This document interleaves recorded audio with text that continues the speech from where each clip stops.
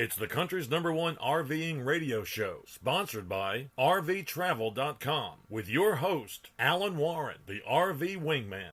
And greetings, everybody. Welcome to the After the Show show of the RV Show USA. Alan Warren here, the RV Wingman. If you are catching us on Facebook, please hit the like button. Yeah, right there. Like our page, and make sure you have your notifications turned on so you'll get a bump when we do go live. This is the part of the weekly program where we are not held to network time constraints, and we're able to go on as long or as short as we would like. Our telephone number, whether you're on the live stream or you're listening on a podcast, it's the same, 855-296-7469. That's the best, the fastest way to get a hold of us and get on the air. Jumpin' John, my producer, is riding shotgun, rounded up a few show T-shirts that he wants to give away to our favorite callers. So here's the deal. If you own an RV, think back to when you bought it. Remember how excited you were? Well, how long was it till you had one of those aha moments? You know, one of those moments when you went, I wish I would have known whatever. For most RVers, it didn't take very long, right, to realize that there were some things that they didn't even think of when they were buying. Well, that's the topic for the next little while. We want to know what do you wish that you would have known before you bought your RV? Real simple. The reason we want your input is so that other RVers, soon-to-be RVers, newbie RVers can learn from you and maybe avoid making some mistakes. There are so many different kinds of RVs, and people, well, they use them in all different ways. So there's really no right or wrong answers here. What do you wish you would have known before you bought your RV? Let's talk about it. 855-296-7469. It can be anything. I mean anything. Let's go out to Phil, listening from Kansas. How you doing, Phil? Hello, Alan. Howdy. Turn your computer or your volume down if you would, because the delay there, if you would. So what kind of RV do you have, and what do you wish you would have known before you bought it? Hi. Well, we should. I was going to put this on the channel, but I figured I'd do it this way.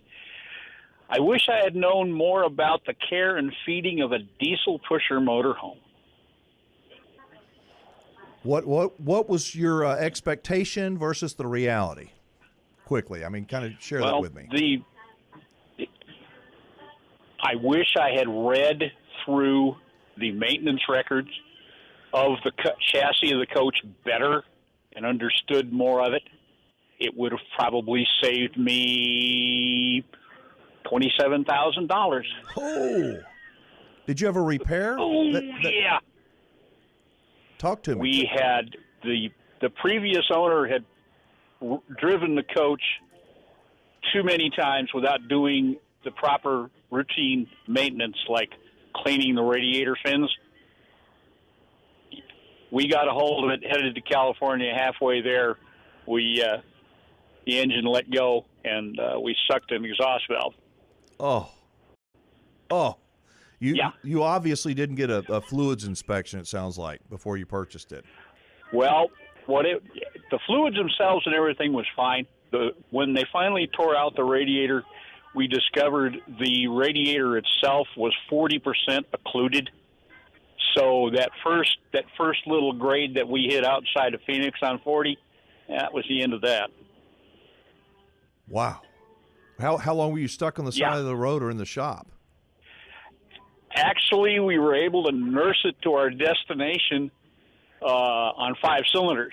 Yes, the fuel economy went straight to heck, but we got it. We finally got it to a shop in Northern California where my sister-in-law is. They started into it thinking it was an injector. They pulled the injector out, found pieces of piston on the injector, and then the head came off, and then it just cascaded from there. Well, I am sorry that you had to go through that, and hopefully that will be the last. Oh, that's one of the most expensive repairs that I've heard in a long time. Yeah, but now I've got an engine that we got a salvaged engine from Vision One there in Kentucky, which you guys have heard about before, and shipped it across country, got it installed, got me on the road in a week and a half, and the engine only had 5,400 miles on it versus my old one, which had about 40,000 on it. So I got a better engine out of the deal. Yeah. Well, but you're 27 grand lighter. And you live and learn, brother, right? Live and learn. I hear that. Oh yeah. Oh, yeah. Well, I thank you for your radio show, and we even in the middle of Christmas shopping, we're listening. Thank you, Phil, very much. Merry Christmas to you, and hope you'll continue listening. Will do, sir. Have a good night. All right, adios. That was Phil up in Kansas. What do you think, folks? What do you wish you would have known before you bought your RV? You know, Phil's going to make most people feel pretty good, I think. I mean, 27 grand, good grief. Could you imagine? Oh, not me. I would never. It's not just the financial pain. I can hear Lisa's voice ringing in my ear. And it wasn't even me that had to pay the money. But 855-296-7469, 855-296-7469 will get you in. And whatever it is, anything, whatever you wish you would have known. Maybe you wish the dealer would have told you something. You wish you would have bought from a different dealer. You wish you would have listened to your friends. Again, fill in the blank, whatever you wish you would have known before you bought your RV. We're trying to help other RVers who will catch this podcast, who will listen to this, maybe watch it on YouTube and say, ooh, I'm awful glad I heard that because I never even thought about it. You know, we only know what we know till we don't know it. Shemaiah is over there in Master Control, and he's at the telephone, so feel free to post whatever you would. You can post it down here in the comments, but you won't be able to win a T-shirt, but you will be able to be a part of the conversation. That's for sure. And this is Jumpin' John over here, and I'm the new kid on the block, and I'm the show's producer, and I'm just now learning about RVs and the different kinds of RVs that there is. Wingman, I don't own an RV. Well, not yet. My wife and I have talked about it, and we want to get into one, in the near future. But I'll bet there are a lot of what you call light bulb moments. Yeah. After you buy one of those. Yeah, there are. It's a pretty steep learning curve for newbie RVers. Nothing is really too difficult. There's a lot of moving parts. It does take time to learn how your RV operates and everything you need to do to maintain it. Most people do not do what they're supposed to do to maintain their RV. They think they do, but most people don't. That's the harsh reality. And when things aren't covered in a warranty, aren't covered by the dealer or the manufacturer, oftentimes it falls back on the owner. They don't like hearing that, but if the manufacturer is not responsible for things that the owner is supposed to be responsible for. Sure. So anyway. Yeah, well, I'm that person you're talking about here. I'm the person who wants to know everything about anything, what I need to know before I go out and buy something, especially, that big commitment of an RV. I hope some of our listeners will call in and help educate me as well. Well, I hope they will too. If you've had a couple of hang-ups over there, I see you picking up the phone and hanging up. So we got, let's go up to Illinois. Big Jeff, how you doing? Hi, Alan. Good to talk to you. Likewise. So what do you wish you would have known, brother, before you bought your RV?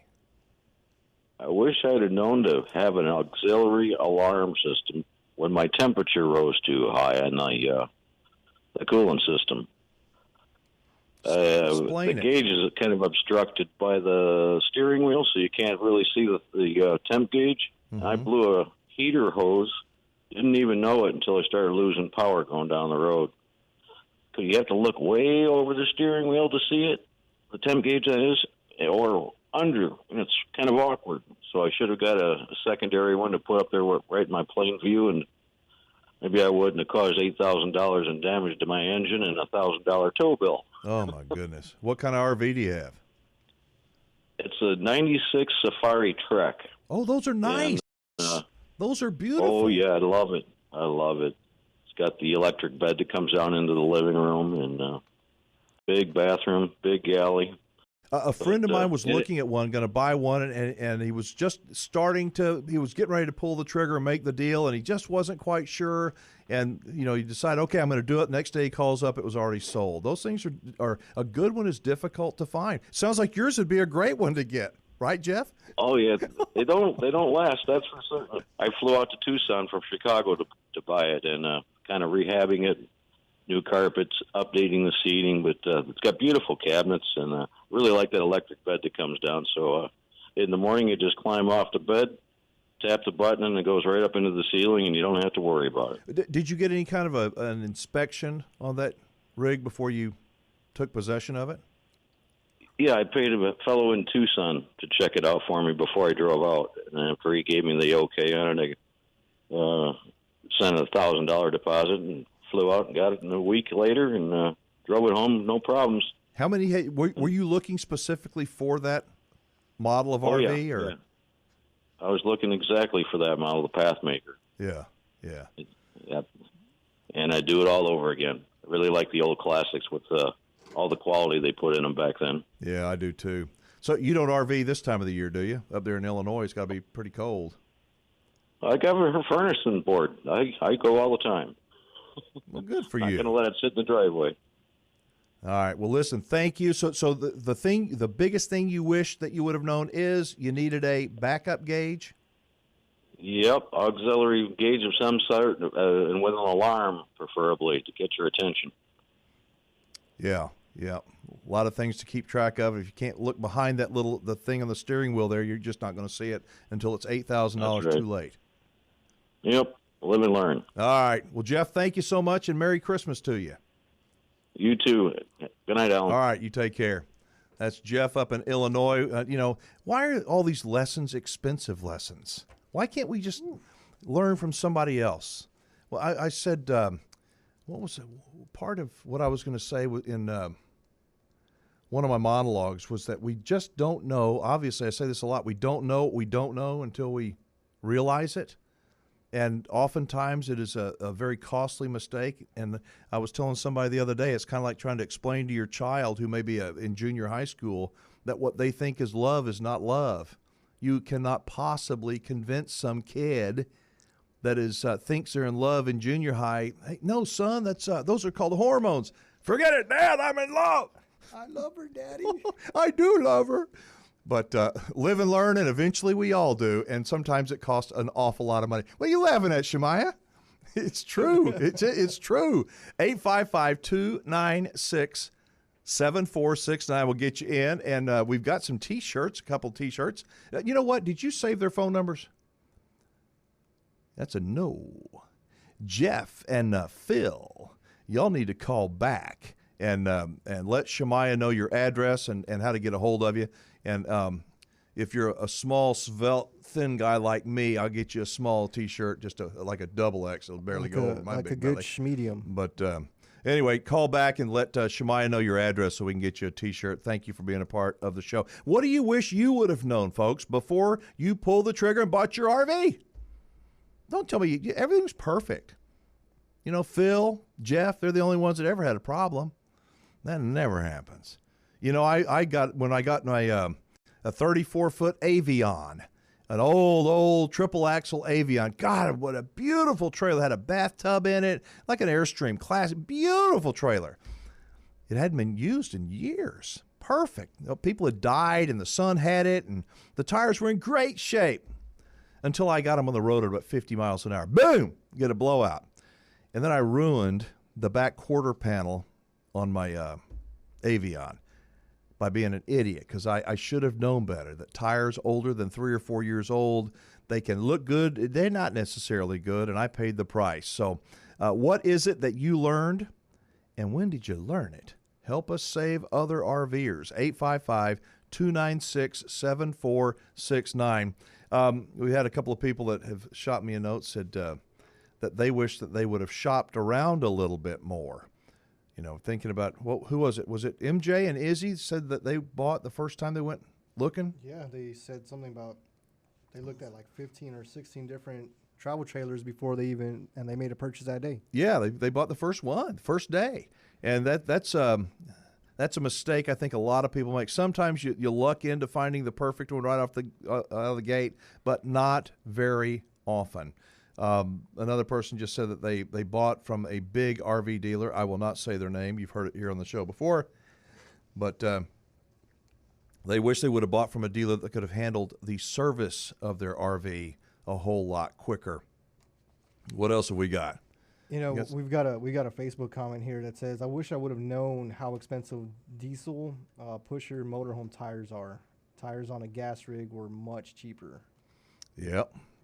Everything on a diesel is going to cost you more money. Maybe not everything, but just about everything that really matters. But the good part of that is it's a diesel, should last you a whole lot longer. But when you got a problem with it, just ask Phil over in Kansas. 27 grand. And probably could have been worse than that. You know, if you're going to buy an RV, a used RV of any type, if you can, I suggest considering, unless you're an expert, pay somebody to do an inspection, a third-party inspector. That they come out and they will give it the once-over. If it's a motor coach, they can do pull fluid samples and send them off, get them inspected. From what I understand, many more than 50% of the motor coaches that are out there on the road have got they will come back with a fluid sample that detects something that's out of safe range. Most of the time, the thing has been it's overheated. Doesn't mean that the engine's going to blow up. It just shows you the condition of the fluid and the engine, the radiator, the condition of the unit that you're looking at buying. It does take you about a week or so to get the fluid report back. But I would encourage everybody to get an independent inspector to come out and give you a report. It's not a guarantee, but it's about as close as you can. A friend of mine, and I'm not going to say his name, but he's my left-handed buddy who watches the show all the time, a good friend of mine. He bought a used RV, got a smoking hot deal on it, and it has turned into a nightmare for him. And it's like he's throwing so much money into it. He's considered just throwing in the towel and stopping, and then he's like, I'm so deep into it. I really want to have this thing. I thought I was doing everything right. And so you've really got to take your time, got to look ahead, look at all the things that can go wrong, because they probably will. And I wish my friend the best. In fact, when he finally gets his RV up and going, he's going to be a guest here on the show, and he's going to talk about how this happened to him, because he is not a dummy by any means. He does his homework. He asks a lot of questions, and it just happens. So get an inspection, take your time, do some shopping around. We've got, let's go up to Michigan. Big John, how you doing? Alan, we are doing great. How are you, my friend? Doing great. Getting ready for Christmas. Things are cold up there in Michigan?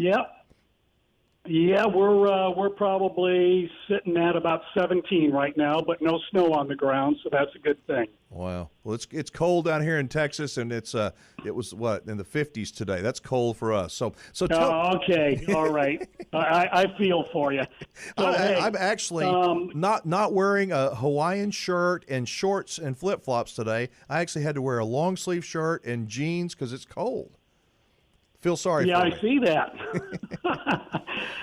So, along with the maintenance and all that, we're on our third motorhome. We've had carry travel trailers and travel lights and all that. Mm-hmm. So, our first one, not to hit on any brand or anything, but our first motorhome was a Four Winds 22E. Oh, we were excited, right? We were just so giddy. Mm-hmm. Well, 5 trips in 5 months, that was it. Joni, she hated the corner bed, right? Trying to make that thing was just, it was a nightmare. And then, a small kitchen, but when you first buy them, you're just in fantasy land, right? So that wore on us real quick. And then our next one was a Fleetwood Class C 31-footer, absolutely gorgeous, Jamboree 31, gorgeous RV.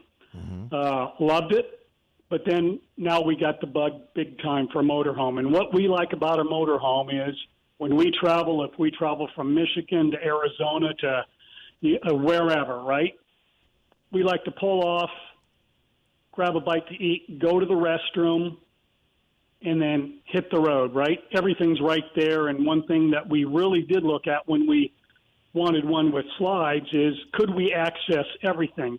Can you access the kitchen? Can you access the refrigerator?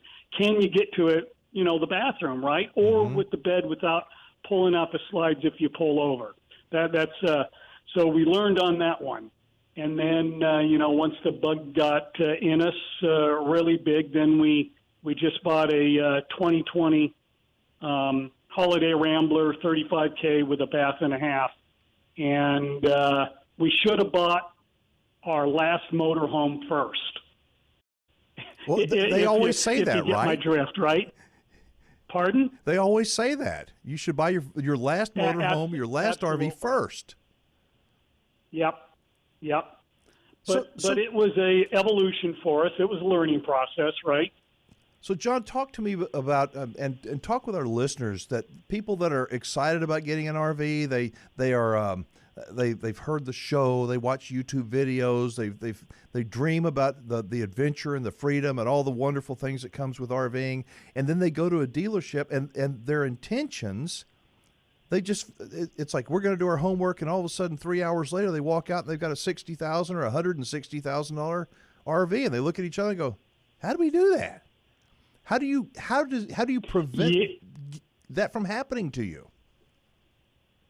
Yeah, that's you really have to do your homework, and when either you and the wife, you're sitting down there, you've looked at the motorhome, you've dealt with the salesperson, and now you're in that finance room, right? Mm-hmm. You better have a plan with you and your wife before you walk in there. What's going to go on, right? Because they're going to try to sell you everything under the moon. And you have to be firm. Education is power. So you need to know, am I going to buy that extended warranty? And you need to know what extended warranties cover ahead of time, because once you're in it, you're in it. And, are you going to buy that $3,000 fabric protection, which... There again, if you better have a lawyer with you too to read the fine print, because it is tough. And then, like you said, once the deal's done, you walk out there with a $60,000 or even a $200,000 bill, and you think the next day, I don't want to say buyer remorse, but you're looking at each other like, what the heck did we get into? And then then the problems start arising, and you call up and say, hey, can I get this done? Yeah, you sure can. Give me a month and we can fit you in, or give me 6 weeks, right? It's tough. It is a fantastic way to travel, but you need to know what you're getting yourself into. They are expensive. It is not a cheap way to travel, especially if you go brand new and you're not getting used, and you're going to take a big hit once you drive it off that lot. So you're on your third RV. Have they all been new? We're on our third motorhome. We've had other travel trailers and pull-alongs, but the third motorhome, they have all been new. I'm a anal when it comes to research, and I do my own PDIs and all that, and with all of them, I did my walkthrough. But with that first one, it was a learning experience. It was an expensive learning experience, right? Yeah. Because when we turned it in, and we knew what we were getting into, and I do a blog every once in a while about we do it for an investment, right? And I'm not saying to make money on resale. I'm saying a family investment to visit this beautiful United States that we live in, the state parks, the national parks, family, right? Yes. And like MJ and Izzy were saying, not staying into somebody else's bed and using somebody else's restroom that 45,000 other people were in, right? Right. It's your own. It's your own, and that's what we like about it. Have you purchased from the same dealer each time, or have you bought from different dealers? We have. No, the same dealer, but in 3 different locations. How important is, this is for the newbie, the person that's getting ready to spend a lot of money on an RV and isn't quite sure about who to buy from. How important to you, John, is that relationship you have with your dealer now that you bought your third new RV from him? Extremely important, and like I write, the RV dealer is just as important as a brand new buy it from, right? And I'll say this too: if you buy, it's an unwritten rule. If you buy out of state, okay, you bring that motorhome to your state of residence, and guess what? You got a problem. So you call up dealer XYZ, who happens to carry those, and say, "Hey, I got this problem, sir. Can I? When can I get in? Okay, who was your salesman? When did you buy it from us? Oh, I didn't buy it from you. I bought it from, the 2 states over. Oh, you did, huh? Well, guess what? Get in line. You're going to go in back of the line. That's right. And that back of the line could be 2-3 months, right? Well, and that's just a fact. They are not like an automotive dealer, where any Ford dealer throughout the United States, you have a problem, any Ford dealer is going to welcome you with open arms to a certain extent. All right, John, we got to jump. We got other calls on, but thank you very much, and Merry Christmas to you and the missus. Merry Christmas to you too, and you guys have a fantastic Christmas, and God bless you guys. All right, thank you so much. Appreciate it. Let's run to Kansas. Big John in Kansas, how you doing? John, I'm doing pretty good. Well, good. So what do you wish you would have known before you bought your RV? Well, I'll tell you, I wish I'd have known how much fun they were, because I'd have bought one sooner. I love it. What'd you get? And how long have you been RVing? We've been RVing for quite a while. This is my third motorhome. It's a 2015 Prism, 2150 Coachman Prism, and we've done some traveling in it. We enjoy it. Well, so any problems, or it sounds like you're just kind of over the moon, excited. You love what RVing does for you. Oh yes, my wife and I, we've been married 54 years, and we get to travel around and do what we want, and we have a good time. We take our grandkids sometimes, but we've done some work camping. We spent 6 months in Branson, Missouri, and it's a good life. We're not full time, but we sure do enjoy it. Yeah, I love what our last caller said about it's a life investment. It's not a financial investment. It's an investment in experiences with your family, with those you love, and I couldn't agree anymore. Yeah. The other thing is people, they say if you own a boat, it's like having a hole in the water and you just throw money in it. And it's not. I guess it could be like that with an RV, but as long as you take care of it, you shouldn't have any problems with it. Yeah, maintenance. And you talk about warranties. I had some warranty work done right after I had it, and they did excellent work, and it never cost. And I didn't have. I purchased it down in Nokomis, Florida, and I had warranty work done at Olathe RV in Olathe, Kansas, and they just covered all the warranty. Usually you hear they won't work on them and stuff, but they worked on it and didn't have any trouble. Well, I'm glad to hear it. Glad to hear it. Glad to hear that the only thing you wish was that you would have found out how cool RVing was earlier. So, anyway, thank you. Hey, how'd you learn about the RV Show USA, John? Oh, I was just stumbling around one night, and I've been watching it. I don't know when he started the thing, but I've been watching quite a while now. I just found him one night and said, I got to listen to this, and we have a good time listening to him. Well, I appreciate that very, very much, and hope you have a great Christmas, an exciting 2020, and be safe, all right? Yes, you be careful, too. You have a Merry Christmas. All right, thank you so much. We're going to, we've got phones ringing still, Shemaiah? Yeah, we've got some other folks. I want to tell you a little story that is not, it's kind of like the RV stories about, you go in and you buy something, and a little bit later on you go, what did I do? So this is a story about my wife and I 20-something years ago. We went up to Napa Valley, and she wanted to go to wine country, went up to Northern California. Beautiful, beautiful. God, it was so crowded, though. We went to the wineries, and, it was free, the tastings. It was crowded, and I'd taste a little sip of wine, and, I don't know a good wine at that point. I know a little bit more now, but I didn't know a good one from a bad one. I'd just take the little sips and wait my turn in line. And I got frustrated after a while. There's so many people, and there was a winery across the street, and it cost $3 to have a wine tasting over there. Well, there's nobody over there. Everybody's over at the free place with me. I looked at Lisa. I said, "You got $3?" And she says, "Yeah." I said, "I do too. Let's go." We went over. We went to the winery, and nobody. We were in there, and we gave him our $3. He gave us the good, the better, the best. And this little man behind the counter, the wine guy that was selling us, I said, "Tell me, what is the difference? How do you tell a good wine from a bad wine?" And he says, "Let me tell you something." He says, "I have people come in here all day long with their notepad."